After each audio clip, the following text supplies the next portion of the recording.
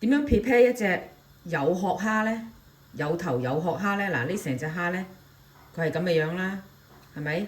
呢度呢有個尖嘅，剪走佢，費事吉親人，剪走佢。呢啲爪又剪走晒佢，因為佢如果唔係呢，你只煮茄汁蝦碌嘅時候呢，佢呢啲爪啊，佢會索多好多汁嘅，你要落多好多汁醬先煮完嗰碟嘢嘅。同埋我都唔想啜起上嚟食咁多汁，係咪？咁呢，跟住呢啲，你想佢靚，成隻蝦有個尾嘅唔好剪啦，你唔想佢索咁多汁啊剪咧，咁我就剪嘅。呢度又係啦，可以剪埋佢啦，等佢唔好索咁多汁啦。咁呢隻蝦嗱，你睇到咁，你見唔見到呢隻蝦而家呢度呢？呢啲紅色，呢度有嚿黑色啊！呢嚿黑色呢，就係嗰個沙囊嚟嘅，我哋要整掹咗佢出嚟，唔好要嘅。如果唔係我哋食呢個殼食呢啲汁嘅時候，我哋通常擺落個口度，成個擺落個口度咬爛佢，食嗰啲汁，然之後吐翻啲渣噶嘛。咁我唔想咬埋呢嚿沙囊嗰啲垃圾，係啲污糟沙垃圾嚟嘅，所以我就喺呢個位，你見到佢黑色一嚿嘅喺呢個位。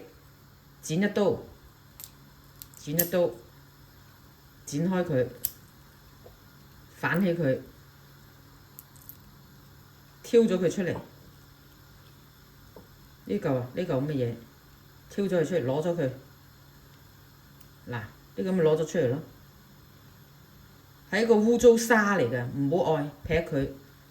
咁啊，呢隻蝦咧就處理完㗎啦，可以攞去煮㗎啦，就係咁啫嘛。我哋洗乾淨手。先整啦，當然係，同埋隻蝦呢，淋溶咗雪之後呢，你每隻都揾隻手捽下佢，洗下佢，咁然之後就擺落個西度擎乾水先整嘅，就係咁咯。呢個就係咁就處理完一隻蝦噶啦。做多個啦，或者嗱呢個咁剪咗佢，然之後喺呢度睇唔睇到呢個黑色呢嚿嘢啊？呢嚿啊，喺呢個位剪咗佢，即係意思就係話攞佢出嚟啫嘛，剪咗佢。攞咗佢出嚟呢度，